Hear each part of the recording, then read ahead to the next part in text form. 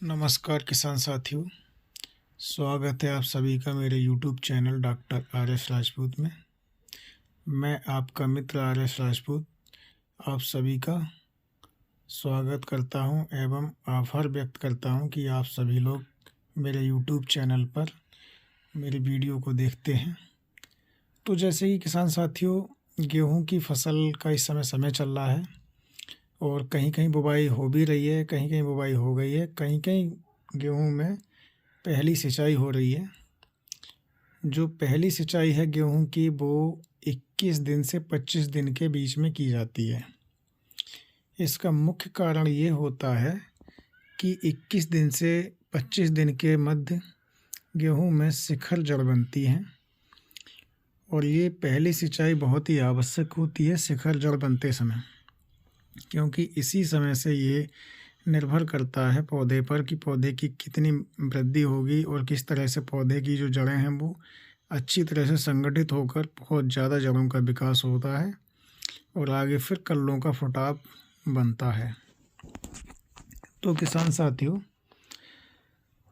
पहली सिंचाई के साथ साथ हमको कुछ चीज़ों का विशेष ध्यान रखना पड़ता है, जैसे कि इस समय पे खेत में सिंचाई के साथ कुछ लोग सिर्फ यूरिया लगाते हैं या नहीं लगाते हैं, कुछ लोग बाद में लगाते हैं। तो इस समय पे चूँकि शिखर जड़ बन रही हैं तो जाहिर सी बात है कि पौधों के लिए माइक्रो न्यूट्रिएंट और पोषक तत्वों की बहुत आवश्यकता होती है। अगर पोषक तत्व इस समय पे नहीं मिलें तो पौधा की जो जड़ें हैं वो अच्छे से विकास नहीं कर पाती हैं और इससे कि आगे चल के खेत में फसल का उत्पादन में कमी आ जाती है और पौधे की बढ़वार ठीक से नहीं हो पाती है।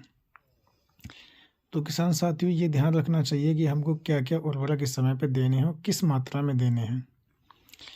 तो सबसे पहली बात तो आते हैं कि इस समय पे कम से कम 5 किलो बीघा के हिसाब से हमको यूरिया की खाद देनी चाहिए और उसके साथ साथ कुछ माइक्रो न्यूट्रिएंट हैं या माइक्रोराइज़ा है, उनका हम इस्तेमाल कर सकते हैं। माइक्रो न्यूट्रिएंट में किसान भाइयों कॉपर है, बोरॉन है, फेरस है, मोलिब्डेनम है। इस प्रकार के माइक्रो न्यूट्रिएंट का हमें इस्तेमाल करना चाहिए।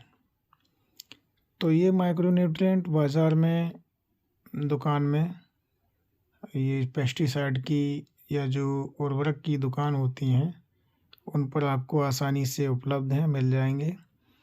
तो इन माइक्रो न्यूट्रिएंट को लगाना बहुत ही आवश्यक है, जिससे कि पौधे की अच्छी तरीक़े से पौधे की वृद्धि हो, पौधे की भरपूर जो जड़ें बन जाएंगी तो आगे के लिए पौधा हमारा बहुत अच्छा हो जाएगा और उत्पादन में वृद्धि होगी।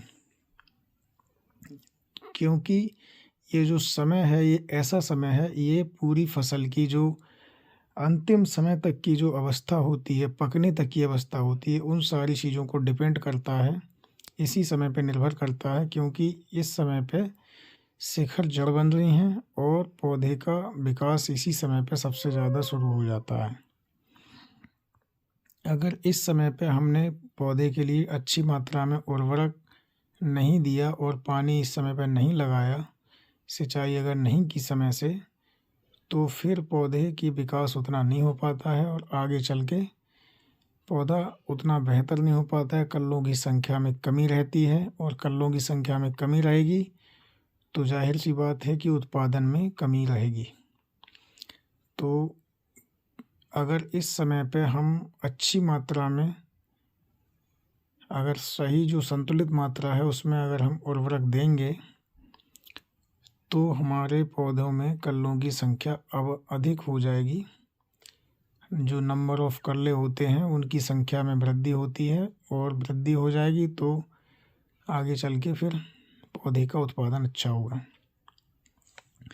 तो सिंचाई के साथ साथ हमें कुछ चीज़ों का और ध्यान रखना चाहिए इस समय पे, जैसे कि इस समय पे जो माइक्रो न्यूट्रिएंट हम लगाएंगे उसके साथ साथ हमको ये भी ध्यान में रखना है कि कहीं भी खेत में पानी अधिक नहीं भरना चाहिए। एक संतुलित मात्रा ही पानी की लगानी चाहिए, जिससे कि पौधे में खेत में जल भराव नहीं हो। और अगर खेत में जल भराव हो जाएगा, अगर लंबे समय तक या 3-4 दिन में, 3 दिन अधिकतम 3 दिन तक पानी रहेगा, कोई नुकसान नहीं होगा। 3 दिन से अगर ज़्यादा खेत में पानी रुक रहा है तो फिर पौधे की मरने की शंका बन जाती है। पौधे मतलब अधिकतर पौधे खराब हो जाते हैं, और अधिकतर पौधे जब खराब हो जाएंगे तो जाहिर सी बात है कि किसान भाइयों का इसमें बहुत सारा नुकसान हो सकता है। तो किसान भाइयों, हमें खेत का ये व्यवस्था खेत में रखनी बहुत ज़रूरी है कि जल निकास की व्यवस्था बहुत ज़रूरी है खेत में। अगर हम सिंचाई कर रहे हैं तो हमें ये ध्यान में रखना चाहिए कि पानी कम से कम, यानी कि खेत में ठीक से भर जाए, लेकिन वो पानी दूसरे दिन तक सूख जाना चाहिए, जिससे कि खेत में नमी तो रहे लेकिन पानी का भराव नहीं होना चाहिए। क्योंकि जल भराव होने से बहुत बड़ी समस्या होती है। सबसे ज़्यादा जो नुकसान होता है फसलों में वो जल भराव से होता है। जल भराव अधिक होने से पौधे पीले पड़ जाते हैं, और उसके बाद में धीरे धीरे करके पौधे सूखने शुरू हो जाते हैं। अगर पौधे सूख जाएंगे तो फिर वो पौधे दोबारा से ग्रोथ नहीं कर पाएंगे।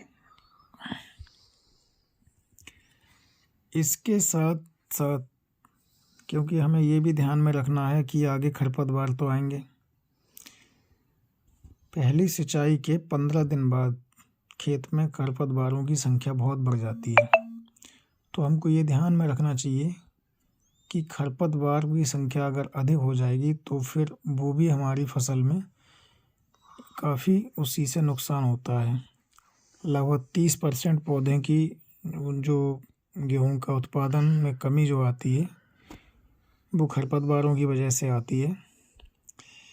तो पहली सिंचाई के लगभग 8 से 10 दिन बाद या 15 दिन बाद तक हम अपने खेत में, अगर उसमें चौड़ी पत्ती की जो घासें हैं अगर उनकी मात्रा ज़्यादा है या संकरी पत्ती की मात्रा भी ज़्यादा है, तो हमारे लिए सल्फोसल्फ्यूरान का इस्तेमाल करना चाहिए। सल्फोसल्फ्यूरान के छिड़काव करने से फसल में जो उगने वाले खरपतवार हैं वो खरपतवार कम हो जाते हैं या ख़त्म हो जाते हैं, जिससे कि हमारी जो फसल है उसमें जो खरपतवारों की वजह से होने वाली हानि है वो हानि नहीं होगी, और हमारा जो फसल का उत्पादन है वो अच्छा होगा और फसल की ग्रोथ भी अच्छी होगी। क्योंकि 30% उत्पादन तो ज़रूर कम होता है खरपतवार होने से, लेकिन इसके साथ साथ कुछ चीज़ें और भी हैं। हम जो भी उर्वरक, जो भी फर्टिलाइज़र की मात्रा हम अपनी फसल में देते हैं, या कोई भी हमने माइक्रो न्यूट्रिएंट को अपनी फसल में दिया, अगर खरपतवारों की संख्या अधिक है तो पौधों को ना मिलकर वो खरपतवार